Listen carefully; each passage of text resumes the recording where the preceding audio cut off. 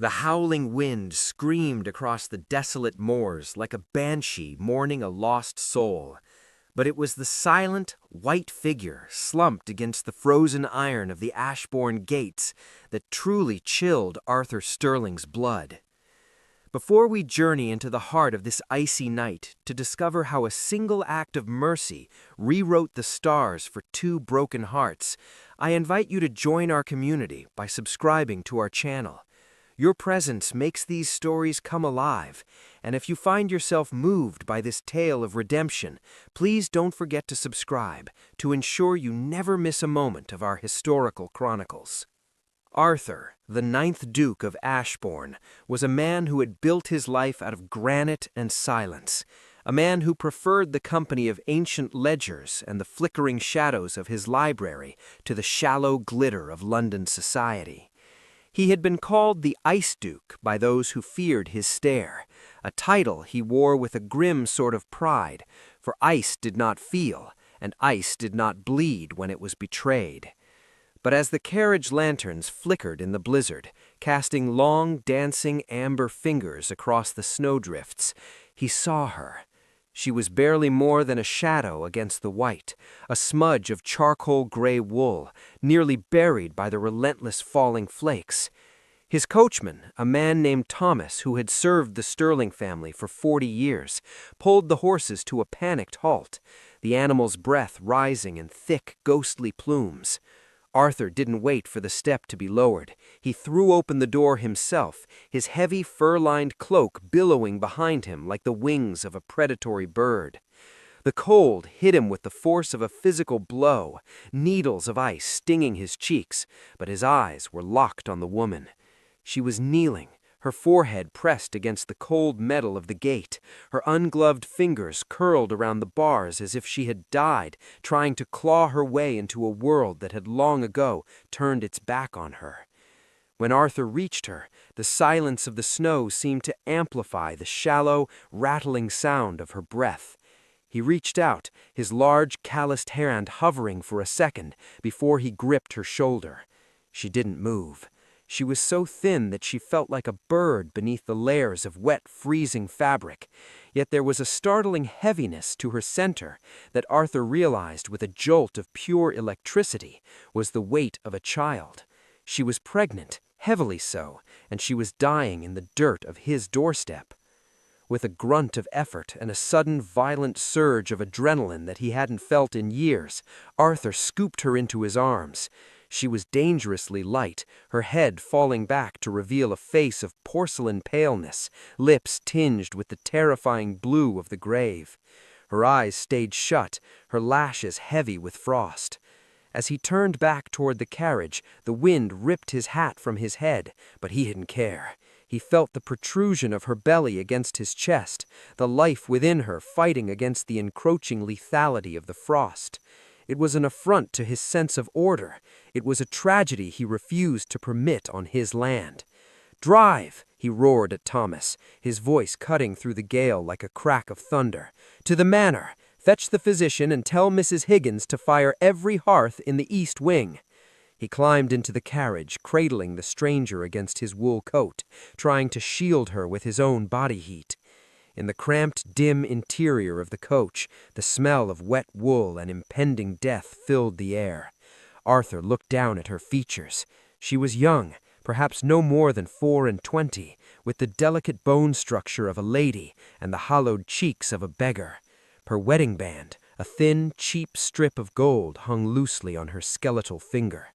A widow, he realized, a widow with nowhere to go, seeking the only place in the county that still had smoke rising from its chimneys. He felt a strange, jarring sensation in his chest, a crack in the ice he had so carefully cultivated. He was a man who avoided complications, yet here he was, holding a dying mother and her unborn babe, their lives literally hanging on the rhythm of his own heartbeat.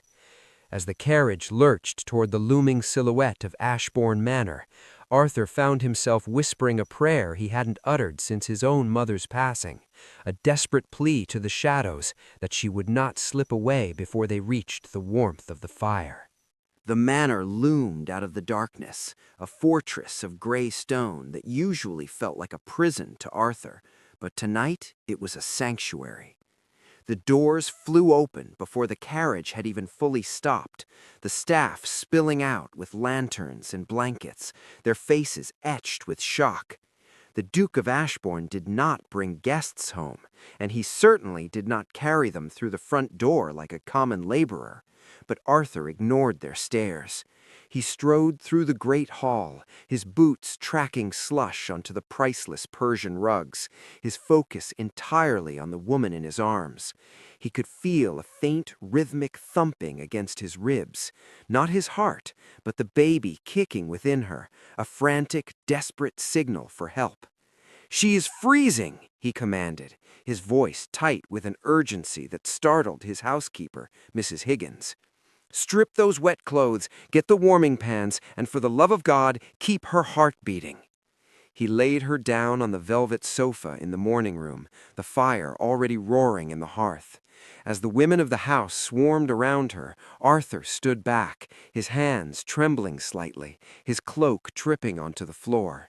He watched as they peeled away the soaked shawl to reveal a dress that had once been fine silk, but was now a rag of desperation.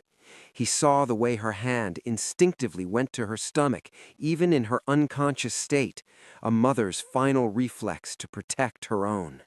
In that moment, the Duke of Ashbourne knew his life of quiet isolation had ended. The gates had been breached, not by an army, but by a woman who had nothing left but her will to survive. He stood in the shadows of his own home, a man who had everything and felt nothing, staring at a woman who had nothing and felt everything. And he knew that the fate of Ashbourne had just been irrevocably changed. A sanctuary of silk and shadows. The silence of Ashbourne Manor, usually as heavy as the stone of its foundations, was shattered by the frantic sounds of a household fighting a war against the frost. Arthur stood in the corridor outside the guest suite, his wet cloak discarded on the floor, his shirt sleeves rolled up to reveal forearms corded with tension. He could hear the muffled commands of Mrs. Higgins and the frantic splashing of water, the sharp scent of medicinal herbs and vinegar beginning to drift through the heavy oak door. He was a man who prided himself on control, a man who governed thousands of acres and hundreds of souls with a detached, clinical efficiency. Yet he found himself pacing the hallway like a caged animal. Every time the wind rattled the diamond-paned windows, he felt a phantom chill in his own bones, a reminder of how close that woman had been to becoming part of the landscape, a frozen monument to the world's indifference. He looked at his hands, still red from the cold, and realized he was shaking. It wasn't just the cold, it was the weight of her. She had felt like a fallen star, cold, dying, yet possessed of a gravity that pulled him out of his own orbit. The physician, Dr. Aristhorpe, arrived within the hour, his black bag clutched tightly as he rushed past the Duke with a curt nod. Arthur didn't follow him in. He couldn't. There was a vulnerability in that room he wasn't prepared to witness, a raw struggle between life and the void that made his own carefully constructed grievances feel small and hollow. He retreated to his library, the one room that usually offered him solace, but the leather-bound books and the flickering fire felt like a mockery. He poured himself a glass of amber brandy, the liquid burning his throat, but it did nothing to settle the agitation in his chest. Who was she? Why had she come to his gate, of all the houses in the valley? Ashbourne was known for its hostility, not its charity. Hours bled into the deep velvet black of the winter night. The storm continued to rage outside, burying the world in a shroud of white, but inside, a different kind of transformation was taking place. Mrs. Higgins finally emerged from the room, her apron damp and her face lined with exhaustion. She found the Duke standing by the window, staring out into the darkness.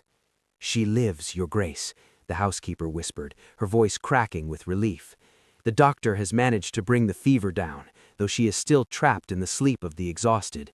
The babe is a miracle. It's a fighter, that one. It seems to have drawn what little warmth she had left into itself." Arthur turned, his expression unreadable, though his eyes burned with an intensity that made Mrs. Higgins step back. Well, and the woman? Will she keep her limbs? Will she keep her mind? Mrs. Higgins sighed, smoothing her apron. Her hands and feet are blistered with the cold, but we caught it in time. It's her spirit I worry for, sir. She speaks in her sleep, names of people who aren't there, apologies to a husband who is gone. She's a widow, all right. Her mourning clothes were threadbare, worn thin by more than just the weather. Arthur felt a surge of something akin to fury. A widow, pregnant and alone, cast out into a blizzard.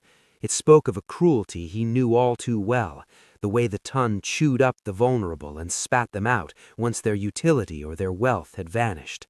"Ensure she has everything," Arthur commanded, his voice regaining his ducal authority. "The finest linens, the most nourishing broths. If she wakes, she is to be told she is safe. She is under the protection of Ashbourne." As the house settled into a tentative quiet, Arthur found himself drawn back to the guest wing. He moved with the stealth of a phantom, his footsteps silenced by the thick runners.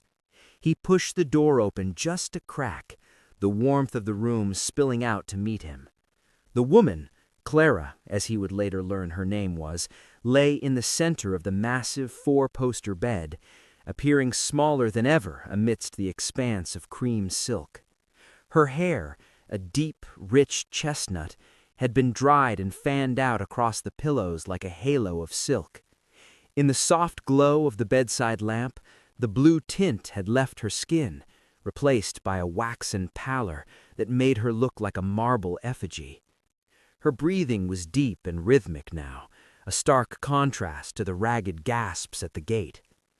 Arthur stepped into the room, his gaze falling on the rise and fall of the blankets over her stomach. It was a sight so domestic, so fundamentally human, that it felt alien in this house of ghosts.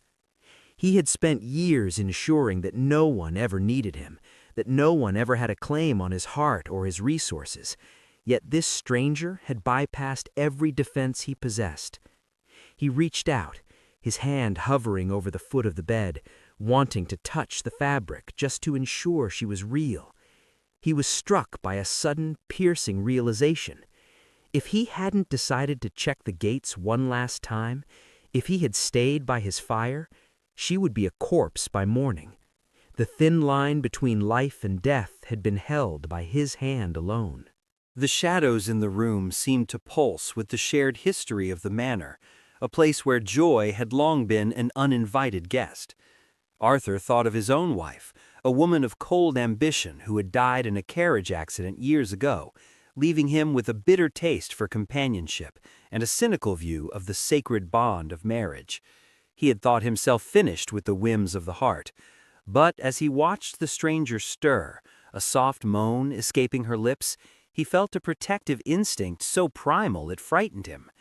She was a mystery, a liability, and a potential scandal, yet as he stood guard over her sleep, he felt more alive than he had in a decade. He stayed there for a long time, a silent sentinel in the dark, watching the way the firelight played across her features. He noted the slight smudge of a bruise on her jaw, the calluses on her fingertips, signs of a woman who had fought a losing battle with poverty. He found himself imagining the man who had left her in such a state, a phantom husband whose shadow loomed over her even in sleep. Whoever he was gone, and the Duke of Ashbourne was the one who remained. When the first gray light of dawn began to bleed through the curtains, Arthur finally turned to leave, his mind spinning with questions he wasn't sure he wanted answered. He knew that when she woke, everything would change. The peace of his isolation was gone, replaced by the heavy, thrumming presence of a life that now belonged to him by right of rescue. He walked back to his own chambers, the coldness of the hallway no longer reaching him, for the fire he had seen in that small room had followed him into the dark. The Awakening of Lady Clara. The heavy velvet curtains of the master guest suite were partially drawn, allowing a single, sharp spear of winter sunlight to pierce the gloom and dance upon the face of the woman who had survived the impossible. Clara's eyes flickered beneath her lids, her mind trapped in the gray, suffocating fog of a dream where the snow was a living creature trying to pull her into the earth. She felt the phantom weight of her husband's debts pressing against her chest, the cold sneer of the landlord as he tossed her single trunk into the slush, and the terrifying rhythmic ache of her womb. But as the fog began to lift, the sensations changed. The biting wind was replaced by a scent of cedar wood, expensive beeswax, and the distant, comforting crackle of a fireplace.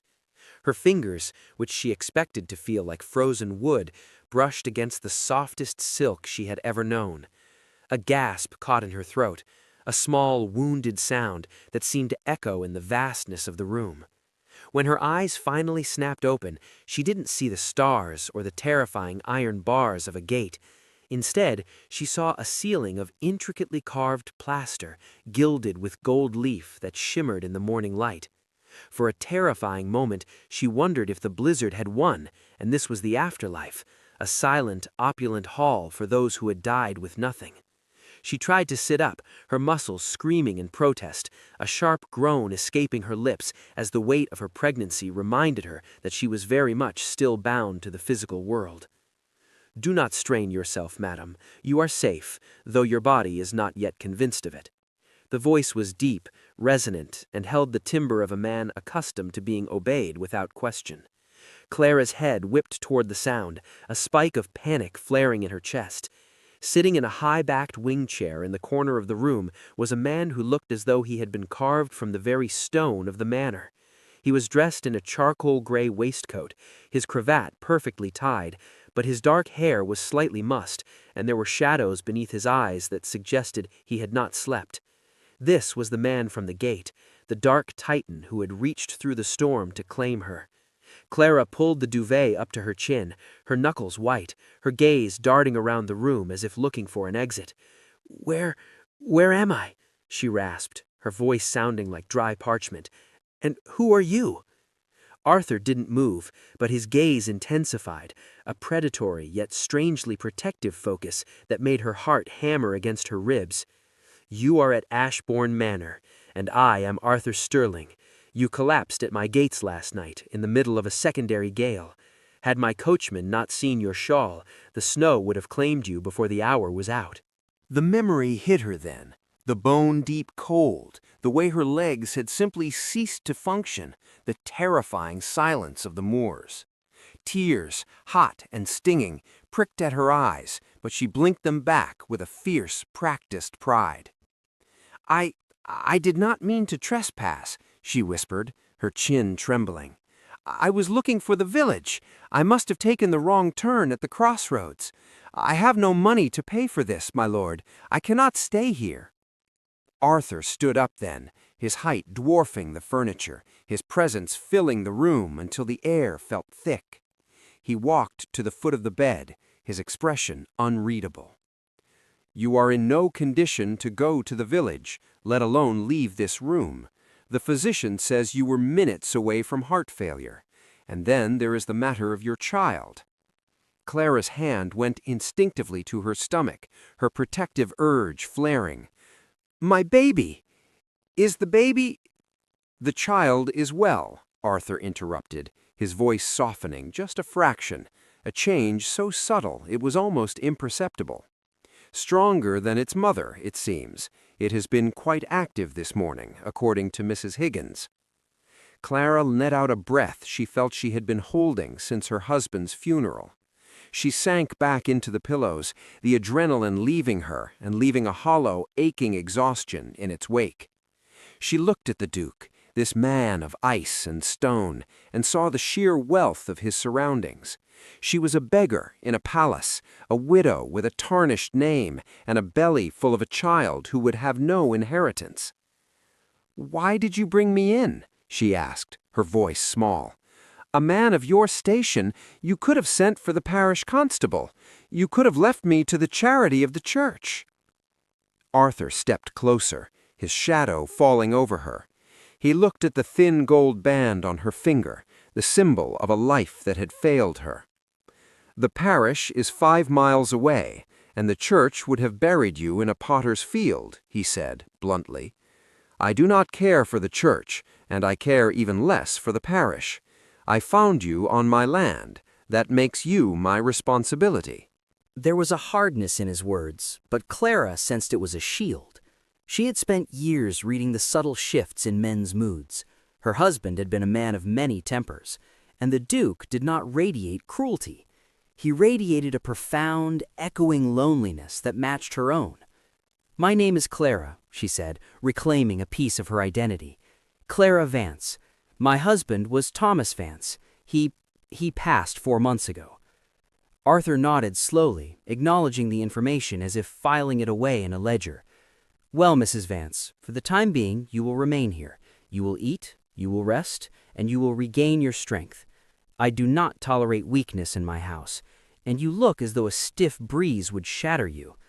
It was a command, not an invitation, yet it felt like the kindest thing anyone had said to her in years. Clara looked at him, really looked at him, and saw the man behind the title, a man who had built walls to keep the world out, only to find himself trapped inside with a woman he didn't know how to handle. As she watched him turn to leave, his boots clicking rhythmically on the hardwood, Clara felt a strange, terrifying shift in her own heart. She had come to these gates seeking an end to her suffering, but she had found a beginning she wasn't prepared for.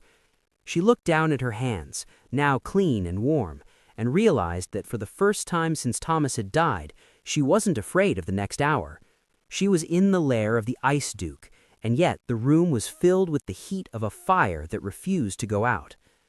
Outside, the world was still white and treacherous, but inside these walls, a different kind of storm was brewing, one of debt, of honor, and of a connection that neither of them was ready to admit.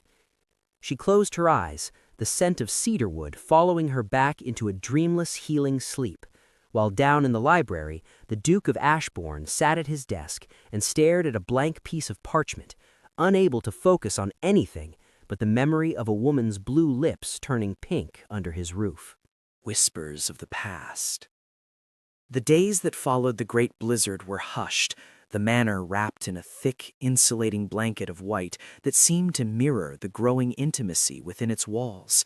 Clara's recovery was slow, her body a battlefield where the lingering cold fought against the relentless care of the Ashbourne staff. Arthur, true to his word, provided every luxury, silken shifts that felt like water against her skin, broths infused with the richest marrow, and a quietude she hadn't known since her girlhood. Yet it was the Duke himself who became the most constant fixture of her convalescence. He would appear in the late afternoon, the golden hour casting long, skeletal shadows across the guest suite, and sit in the same wing-backed chair. At first, they sat in a silence so dense it was almost physical, a contest of wills between two people who had forgotten how to trust. But as the fire crackled in the hearth, the barriers began to erode. Arthur was the first to speak, his voice a low vibration that seemed to ground Clara's fluttering nerves. He asked of her life before the gate, not with the prying curiosity of a gossip, but with the grim necessity of a man who needed to understand the enemy he was fighting. Clara, staring into the flames, finally let the story spill out, the tale of Thomas Vance, a man of charm and gambles who had chased the sun until he burned his wings. She spoke of the mounting debts, the creditors who circled like vultures, even as Thomas lay coughing his life away in a damp London flat, and the final, crushing blow when the roof over her head was sold to pay for a life of excess she had never shared. "I tried to find work," Clara whispered, her fingers pleating the edge of the duvet. "But a pregnant widow is a liability no merchant wants. They look at me and see a mouth to feed and a distraction from the ledger. My family, they disowned me when I married Thomas. He was a nobody, they said. They were right in the end. He left me with nothing but his name and this child, who has no claim to anything but the air it breathes." Arthur listened, his face a mask of iron, yet his jaw was set so tight that a muscle pulsed in his temple. He knew the world she described, a world of ledger balances and social standing where human life was a secondary currency. "Your husband was a fool," Arthur said, his voice devoid of pity but heavy with a dark sort of understanding. "A man's first duty is to the walls that protect his own. To leave a woman in your state to the mercy of the winter is a sin that even the devil would find distasteful." Clara looked at him then, her eyes searching his. "And what of you, my lord? You sit here in this vast house, surrounded by ghosts in gold. Is this your duty, to be alone?" Arthur stiffened, the question striking a nerve he had kept buried beneath layers of duty and disdain. He stood and walked to the window, looking out at the frozen gardens where the statues were draped in white shrouds. "I had a wife once," he said, the admission costing him more than he cared to show. "She was a woman of impeccable breeding and a heart made of the same marble as those statues out there. We were a perfect match by society's standards, wealth joined to wealth, title to title. But there was no warmth in this house, Mrs. Vance, only the cold performance of a marriage. When she died in that carriage accident, the world expected me to mourn a great loss. In truth, I only mourned the time I had wasted trying to find a spark in a tomb." He turned back to her, his silhouette dark against the pale light of the snow. "This house has been silent for 5 years. I preferred it that way. Silence doesn't lie. Silence doesn't ask for things it hasn't earned." Clara felt a pang of profound sorrow for this man who had everything and yet seemed to possess less than she did. She had known love, however flawed and fleeting it had been, while he had lived his entire life in a gilded cage of his own making. "Perhaps the silence was just waiting," she said softly, "waiting for something loud enough to break it." The tension in the room shifted, the air growing heavy with an unspoken electricity. For a moment, they weren't duke and beggar, protector and ward. They were simply two souls recognizing the jagged edges of each other's pain. Arthur moved toward the bed, his presence overwhelming the small space between them. He stopped just inches away, his gaze falling to her hands. "You have a way of speaking that is dangerous, Mrs. Vance," he murmured. "It invites a man to remember things he is better off forgetting." He reached out, and for the first time he touched her, not out of necessity, but out of a sudden, uncontrollable impulse. His thumb brushed the back of her hand, the skin-to-skin contact sending a jolt through Clara that made her breath hitch. His hand was warm, his touch surprisingly gentle for a man of such rugged power. In that brief second, the world outside the manor, the debts, the scandal, the cold, ceased to exist. There was only the heat of the fire and the steady, rhythmic thrum of two hearts beating in a house that had forgotten the sound of life. But as quickly as the moment had come, Arthur withdrew, his expression closing like a shuttered window. He cleared his throat, the Duke of Ashbourne returning to his post. "You must sleep. The doctor says the child will likely arrive before the moon turns. You will need your strength for what is to come." He didn't wait for her response before turning and striding from the room, leaving Clara alone with the echoes of his words and the lingering warmth on her hand. She lay back, her heart racing, her hand going to her stomach, where the baby gave a sudden, sharp kick. It was as if the child, too, had felt the shift in the atmosphere. Clara looked at the door he had just exited, a strange, terrifying hope beginning to take root in her chest. She had come to Ashbourne to die, but as she listened to the wind howling against the stone, she realized she was beginning to want to live, not just for the baby, but to see if the Ice Duke truly could be thawed by the presence of a woman who had nothing left to lose. As Arthur walked down the long, shadowed gallery toward his own chambers, his mind was a storm of conflicting emotions. He had spent years cultivating his isolation, convinced that he was immune to the vulnerabilities of the heart. Yet, in the span of a few days, this woman had managed to find the cracks in his armor. Her story of betrayal and survival had stirred a protective fury in him that he couldn't explain. He found himself wanting to hunt down the creditors who had hounded her, wanting to buy back the life she had lost, or better yet, build her a new one within the safety of his walls. But he was a duke, and she was a penniless widow. The world would see only a scandal, a powerful man taking advantage of a desperate woman. He gritted his teeth, his fists clenching at his sides. He didn't care what the world thought. yet he cared deeply for the reputation she had left. He realized with a start that he was already thinking of her as his, not as a possession, but as a charge he was prepared to defend against any enemy.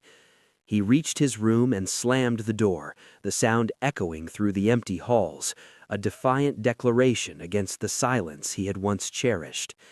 The thaw had begun, and like the spring floods that would eventually follow the winter, there was no stopping the rush of emotion that was about to sweep them both away. The thaw of Ashbourne Manor. As the midwinter sun began to linger just a few minutes longer each day, a subtle but undeniable transformation took hold of Ashbourne Manor.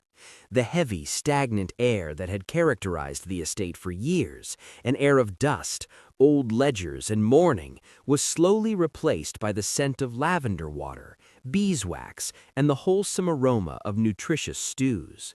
Clara was no longer confined to her bed. Though she moved with the slow, rhythmic gait of her advanced pregnancy, she had become a quiet, graceful ghost haunting the sunlight-streaked corridors of the East Wing. The staff, who had initially viewed the stranger with a mixture of suspicion and pity, found themselves won over by her gentle nature and the way she remembered every footman's name and every maid's ailment. But the most significant change was not in the staff, nor in the house itself, but in the master of the manor. Arthur Sterling had always been a man of rigid schedules and solitary habits, but now the rhythm of his day was dictated by the presence of the woman who had collapsed at his gate. He found himself abandoning his library at odd hours, inventing reasons to inspect the wing where she resided. He would bring her books from his private collection, not the dry legal tomes he favored, but volumes of poetry and travelogues with vivid illustrations of warmer climes. He watched her as she read by the window, the winter light catching the copper highlights in her hair, and he felt a strange, tightening sensation in his chest that he could no longer dismiss as mere duty. One afternoon, he found her in the small conservatory, a glass-walled sanctuary where the hardiest of ferns and winter citrus trees struggled against the gray skies. She was standing by a lemon tree, her hand resting on its gnarled trunk, looking out at the frozen labyrinth of the garden. The sheer size of her pregnancy was framed by the green of the leaves, a striking image of fertility in a house that had long felt like a tomb. "You should not be out here alone," Arthur said, his voice softer than he intended, though it still carried the weight of his authority. "The air is damp and the tiles are treacherous." Clara turned, a small, genuine smile touching her lips, a smile that did more to warm the room than the sun ever could. "I needed to see something grow, my lord," Clara replied, her voice steady. "The snow is beautiful, but it is so very still. I wanted to remind myself that life continues even when the world is frozen." Arthur walked toward her, his heavy boots echoing on the stone floor. He stopped a few feet away, observing the way she leaned slightly to balance the weight of the child. "You are an optimist, Mrs. Vance, a rare quality for someone who has seen the darker side of human nature." Clara looked back at the garden. "I am not an optimist by nature, Your Grace. I am a mother by necessity. I cannot afford to believe the world is only cold, for if I do, what kind of world am I bringing my child into?" She turned her gaze to him, her eyes searching his face with a directness that most men found unnerving. "You have been very kind to us, more than kind. You have given us a fortress when we had not even a tent. But I see the way you look at the world, as if it is a debt that can never be fully paid. Why is a man of your stature so convinced that everything has a price?" Arthur was silent for a long moment, the only sound the distant whistle of the wind against the glass. He thought of his father, a man who had viewed every relationship as a transaction. He thought of his late wife, who had traded her beauty for his title and expected interest on the investment. "Because in my experience, Clara, the things given freely are often the most expensive in the end," he said quietly. "Gratitude can be a heavier burden than debt." "And what of love?" Clara asked, the word hanging in the air like a challenge. "Is that a debt too?" Arthur felt a surge of something powerful and terrifying, a desire to reach out and pull her into his arms, to shield her not just from the cold, but from the memories of the man who had failed her. He stepped closer, the scent of the lemon blossoms and her own clean floral scent filling his senses. "Love is a risk I haven't been willing to take," he admitted, his voice dropping to a low, intimate rasp. "It is a variable that cannot be controlled, and I have spent my life ensuring that I am never again at the mercy of something I cannot control." Clara didn't look away. Instead, she reached out and placed her hand on his forearm, her touch light but grounding. "Control is an illusion, Arthur. You couldn't control the storm that brought me to your gate. You couldn't control the fact that I survived. Some things are simply meant to be, regardless of how many walls we build against them." The use of his Christian name sent a jolt of electricity through him. No one had called him Arthur in years. He was Your Grace or the Duke, a title first and a human second. But coming from her, the name felt like a reclamation. He looked down at her hand on his sleeve, the contrast of her delicate fingers against the dark wool of his coat, a visual representation of how she had infiltrated his life. He found himself covering her hand with his own, his palm large and protective. For a heartbeat, the world outside the conservatory vanished. There was no duke, no widow, no social scandal. There were only two people standing on the edge of a precipice, realizing that the fall might be more beautiful than the safety of the cliff. But the moment was interrupted by a sharp, rhythmic tapping on the glass. It was Thomas, the coachman, signaling from the courtyard with a look of grave concern. Arthur pulled back, the mask of the Duke sliding back into place, though his eyes remained dark with unspoken emotion. "I must attend to business," he said, his voice regaining its clipped, formal edge. "Stay in the warmth, Clara. The thaw is coming, but the ice is at its most dangerous just before it breaks." As he walked away, Arthur felt the weight of her days on his back. He knew he was playing a dangerous game. Every day she stayed at Ashbourne, the rumors in the village would grow louder.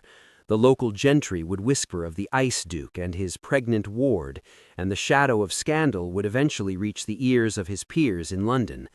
But as he entered his study and saw the empty chair where she often sat while he worked, he realized he didn't care. The cold, sterile peace he had fought so hard to maintain now felt like a shroud. He wanted the noise. He wanted the complications. He wanted the life that was currently growing within the walls of his home. He sat at his desk and picked up a pen, but instead of writing a letter to his solicitors, he found himself sketching the profile of a woman by a lemon tree. The thaw of Ashbourne Manor was no longer just a change in the weather. It was a revolution of the heart, and Arthur Sterling was the first to fall. He realized then that he wouldn't just protect her out of duty, he would protect her because she had become the very air he breathed, a necessity he hadn't known he was missing until she arrived in a whirlwind of snow and desperation. A midwinter ball of necessity. The transition from the isolation of midwinter to the social expectations of the season arrived with the suddenness of a crack in a frozen lake. Despite the sanctuary Arthur had provided, the world beyond the iron gates had begun to stir with venomous curiosity. Rumors had trickled down from the manor to the village of Ashbourne and upward to the surrounding estates, painting a scandalous picture of the reclusive Duke and his mystery guest. Arthur knew that silence would only fuel the fire of gossip, and if Clara was to have any future, if her child was to be born without the stigma of shame, he had to act. He decided, with a characteristic blend of arrogance and strategic brilliance, to host a small, intimate winter gathering. He would introduce Clara not as a waif from the storm, but as a distant, widowed cousin of a branch of the Sterling family that had long resided in the north. It was a lie, polished and plated in silver, but in the world of the aristocracy, a well-told lie was more valuable than an inconvenient truth. The evening of the gathering arrived with a crisp, biting clarity, the manor illuminated by hundreds of beeswax candles that turned the frosted windows into shimmering jewels. Arthur stood at the head of the great staircase, his black evening coat fitting his broad shoulders perfectly, his expression a study in ducal indifference. But beneath the surface his heart was a drum.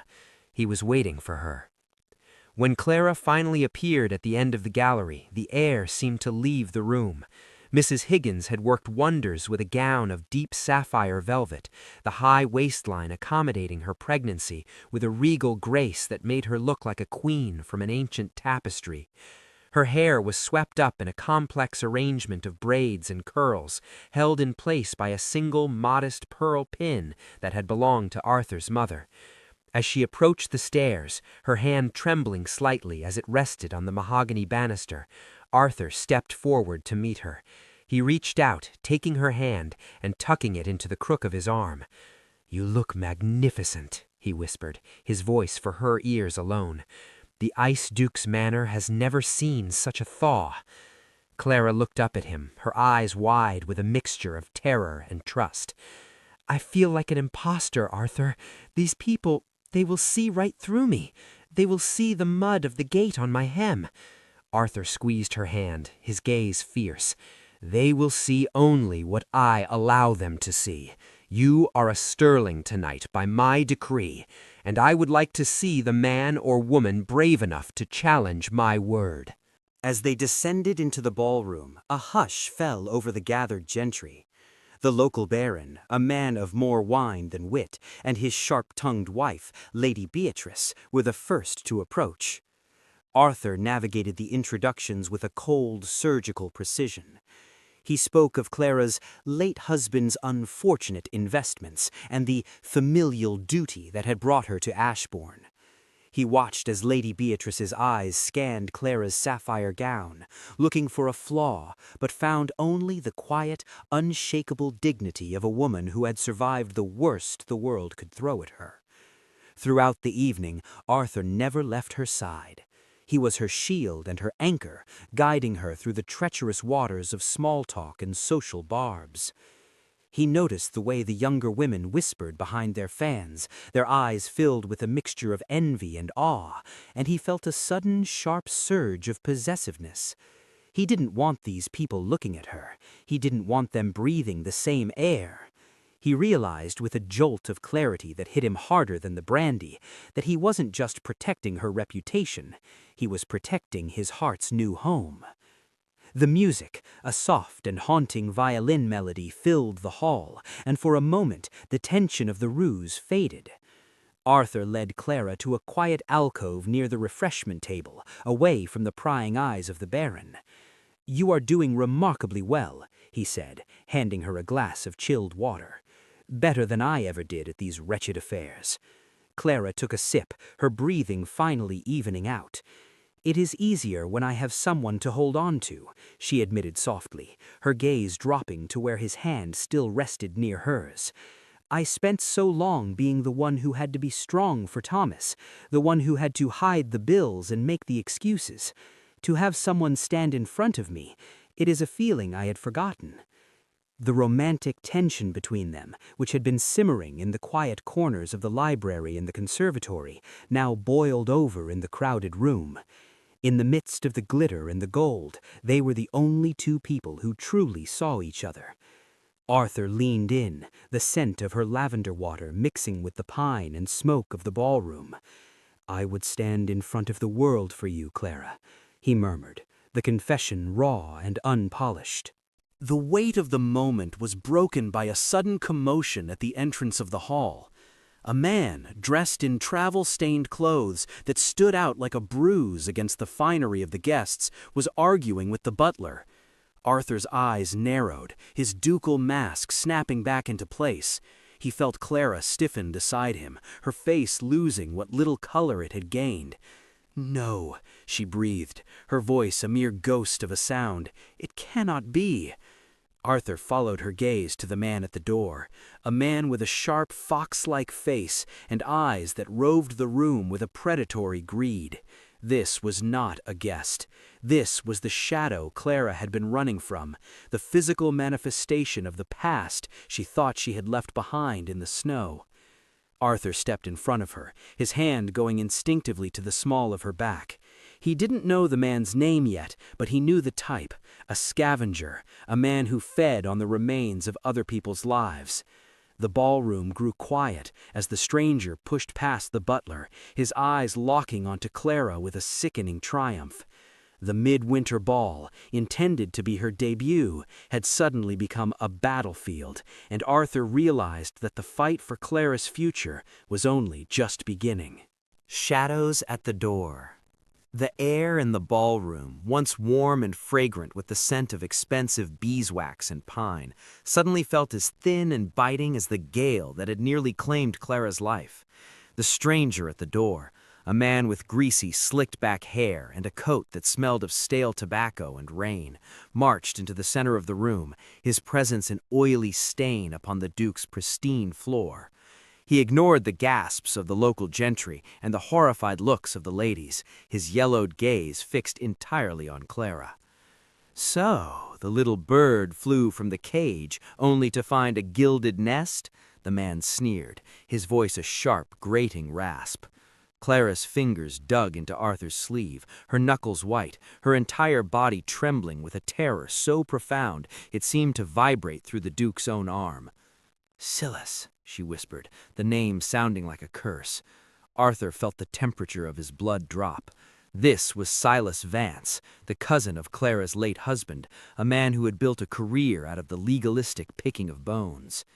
"Your Grace, I apologize for the intrusion," Silas said, offering a mock bow that was more an insult than a gesture of respect. "But it seems you are harboring a fugitive, or perhaps merely a piece of property that belongs to the Vance estate.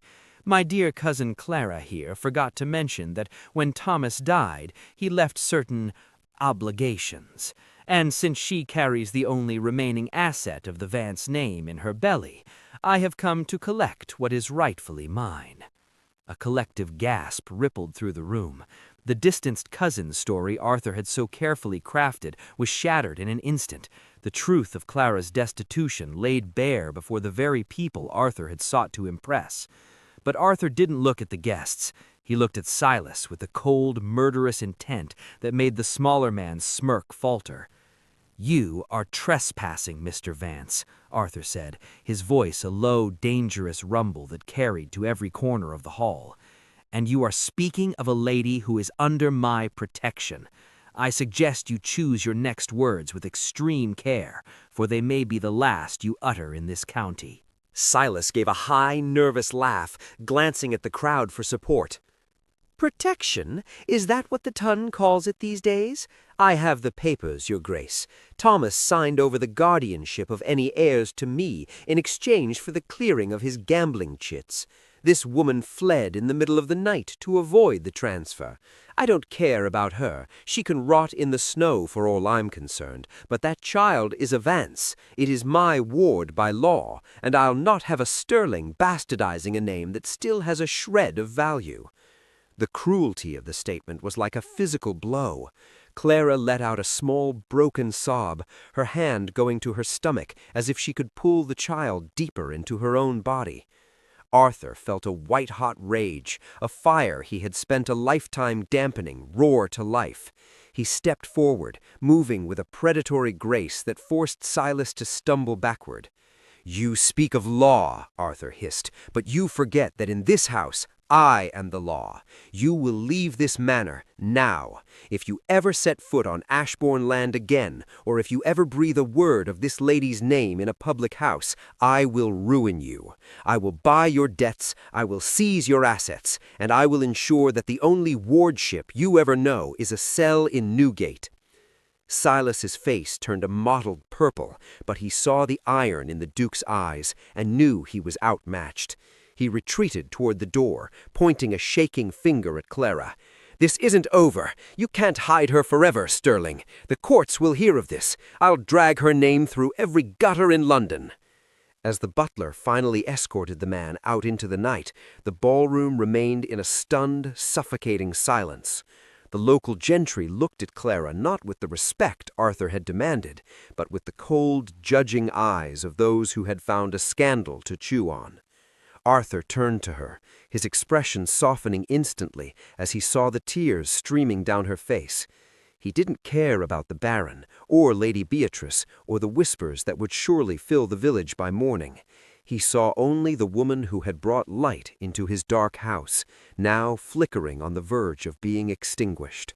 "Come," he said, ignoring the stares as he swept his arm around her shoulders and guided her toward the private library.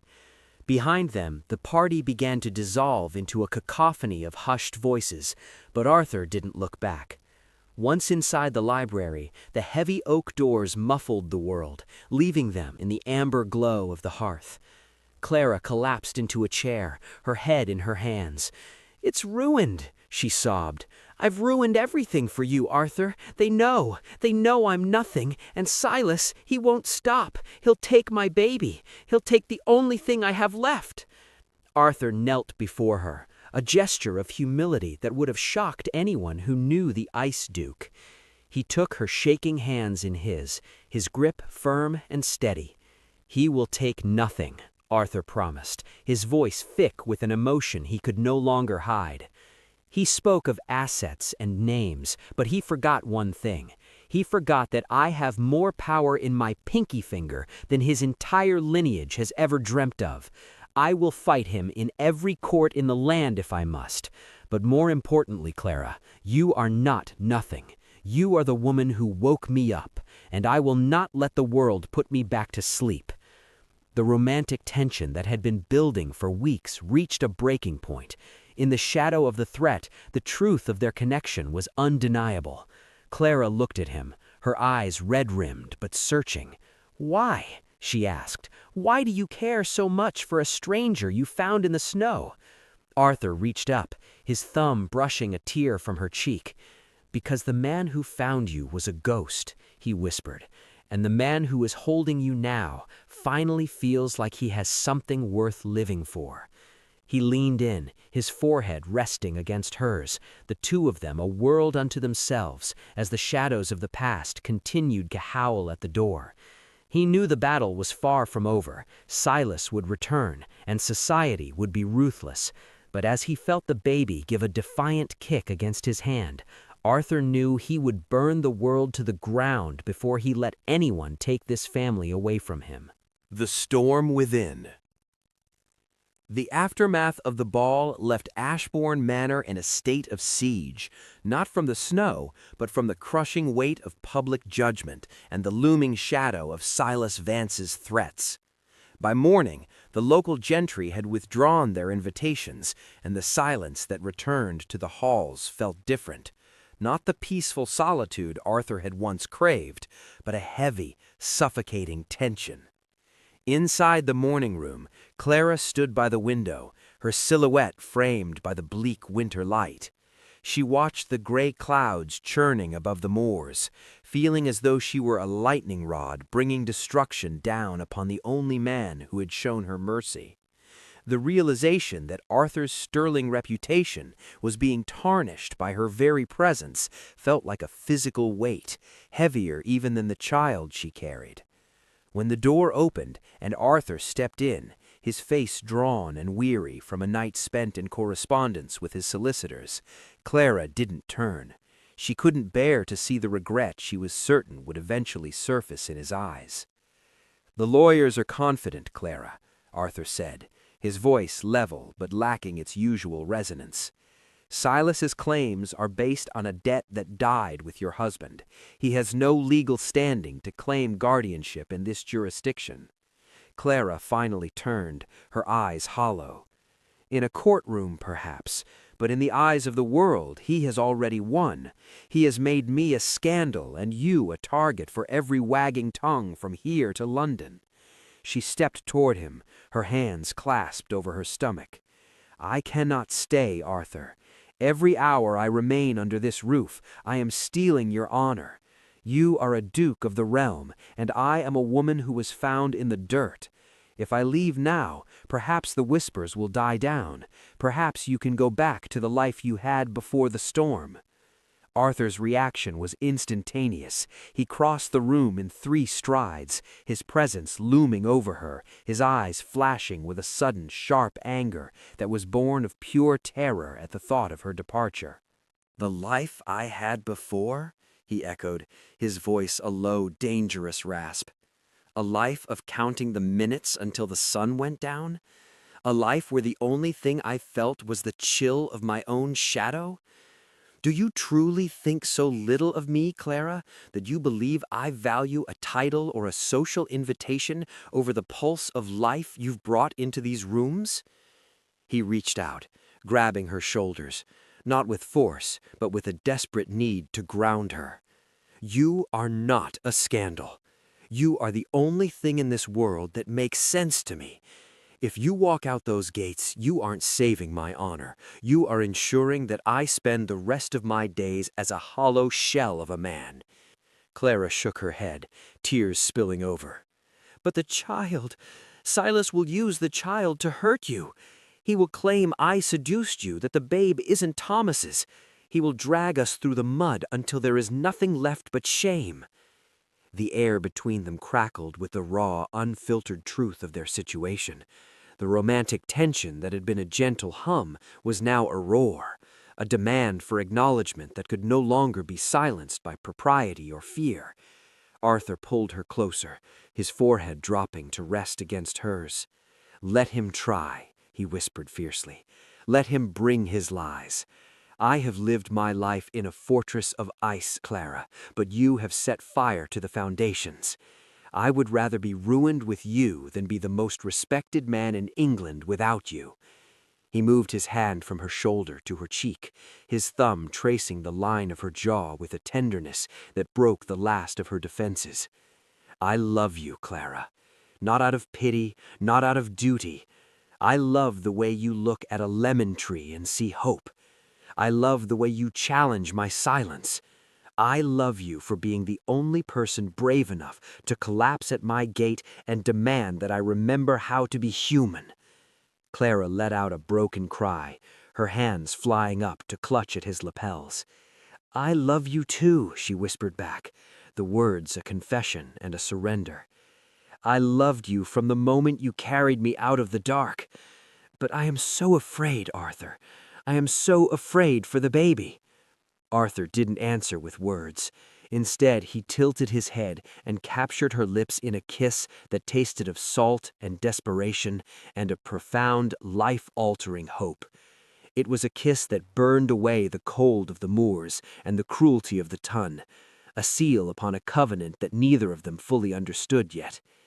In the quiet of the morning room, surrounded by the ghosts of his ancestors and the weight of his title, Arthur Sterling finally chose his own fate. He realized that the Ice Duke was gone, melted away by the tears of a widow, and in his place was a man who would fight for his family with every breath he had left. The storm within had finally broken, leaving behind a clarity that no winter gale could ever obscure. They stood there, locked in each other's arms, as the first flakes of a new snow began to fall outside. A reminder that while the world might still be cold, they would never have to face the frost alone again. A new life begins. The peace of their confession was short-lived, for the heavens seemed determined to test the steel of Arthur's resolve one final time. As evening descended, the sky turned a bruised, sickly violet, and the wind began to howl with a ferocity that surpassed even the night of Clara's arrival. Inside the manor, the atmosphere shifted from romantic surrender to a sharp, clinical urgency. It began with a sudden sharp gasp from Clara as they sat by the library fire. She clutched the arms of her chair, her face draining of all color as a wave of agony rippled through her body.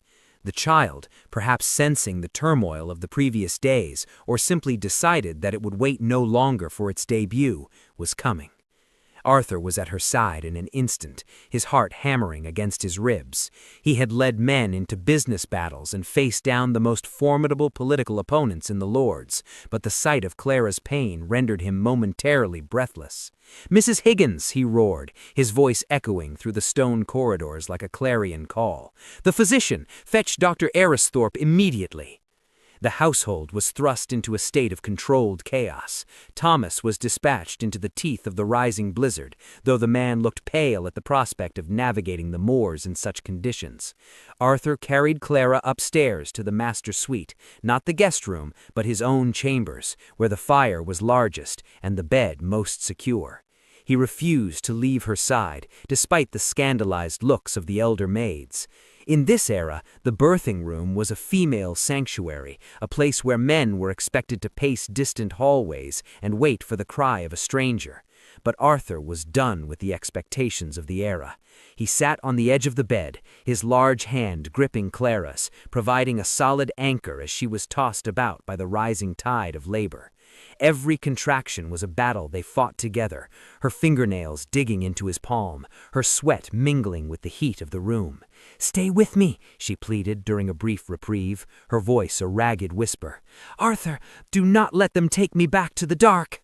"I am right here, Clara," he murmured, his voice a low, steady hum that seemed to be the only thing keeping her grounded. "You are in the heart of Ashbourne. No shadow can reach you here." Hours bled into a blur of heat and pain. The doctor arrived, his coat encrusted with ice, and immediately set to work. The news from the village was grim. Silas Vance had been seen at the local inn, drinking heavily and boasting that he would have the law at the manor gates by dawn. Arthur heard the reports from his butler at the door, but didn't even turn his head. His world had narrowed to the space of this bed, to the woman whose life was being strained to its absolute limit. He saw the way Dr. Aristhorpe's brow furrowed, the way the midwives whispered in the corner about the baby being turned wrong. The fear that had been a dull ache in Arthur's chest for weeks sharpened into a terrifying, jagged edge. He realized with a staggering clarity that he didn't care about the child's name, or its inheritance, or Silas's claims. He only cared that the woman in his arms continued to breathe. As the storm reached its crescendo, shaking the very foundations of the manor, the labor reached its agonizing peak. Clara's strength was waning, her eyes fluttering as she drifted toward the edges of consciousness. "She's losing the will to push, Your Grace," the doctor warned, his voice grave. "You must wake her." Arthur leaned in close, his lips brushing her ear. "Clara," he commanded, his voice thick with a desperate, raw love. "Look at me. You survived the moors. You survived the hunger. You are the strongest soul I have ever known. Do not leave me now, for I have only just learned how to live because of you. Push, Clara, push for the life we are going to build." With a final, guttural cry that seemed to tear through the very fabric of the room, Clara gave everything she had left. And then, as if the world itself had held its breath, the howling of the wind was pierced by a new sound, a thin, sharp, indignant wail that announced the arrival of a new life. The silence that followed was thick with relief and exhaustion. The doctor held up a squalling, red-faced bundle, and for the first time in his life, Arthur Sterling felt tears sting his eyes. It was a boy with a shock of dark hair and a spirit loud enough to challenge the storm. As the midwives cleaned the child and placed him in his mother's trembling arms, the blizzard outside seemed to lose its teeth. The wind died down to a whisper, and the first light of a pale winter dawn began to bleed through the curtains. Clara looked down at her son, then up at Arthur, a weak but triumphant smile on her face. "He's here," she breathed. Arthur leaned down and kissed her forehead, then her lips, a deep and reverent seal. He looked at the child, a Vance by name, perhaps, but a Sterling by every right of love and protection. He knew that Silas would be waiting at the gates, but as he watched the sun rise over the snow-covered moors, Arthur felt no fear. He had found his purpose, his family, and his heart in the middle of a freezing night, and he would spend the rest of his days ensuring that the warmth they had found would never again be threatened by the cold. The Duke's True Heir. The iron gates of Ashbourne Manor, once a symbol of exclusion and icy disdain, stood wide open as the first true morning of spring dawned over the moors. The suffocating white of the winter had retreated, leaving behind a landscape of vibrant, stubborn green and the pale gold of daffodils pushing through the thawing earth. Inside the manor, the silence was no longer heavy with the dust of the past. It was broken by the soft, rhythmic creak of a cradle and the light, melodic hum of a woman who had finally found her song.